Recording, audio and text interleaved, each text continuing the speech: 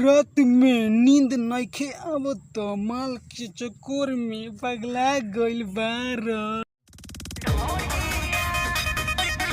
एक और ढोली ह कि दूध के पनीर ह। नहीं काटली का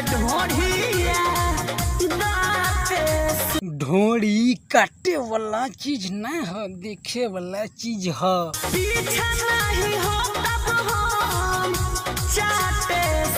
रे मैडम चंदन भैया कहता रे ना पीछा नहीं हटम चाटे से उठलाली से मार के उनकर गाड़ फाड़ दे।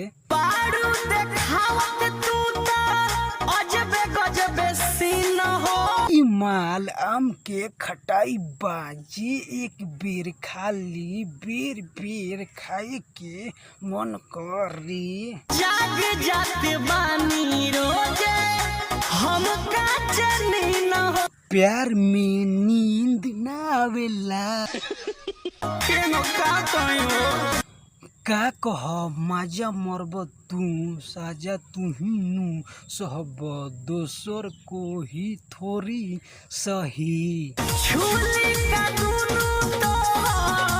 हाथे से दूगो रसगुल्ला हाथे काहे छुअब अपना गाड़ से छूल। ऐसन लड़की पर लार काहे चियवतार तहारा नइखे मिलत का ना करा उठ में चुम्मा मत लियो ना तो टीबी के बीमारी हो जाई। जानत बारो रंडी बिया तो ले दे के मामला सल्टा ल।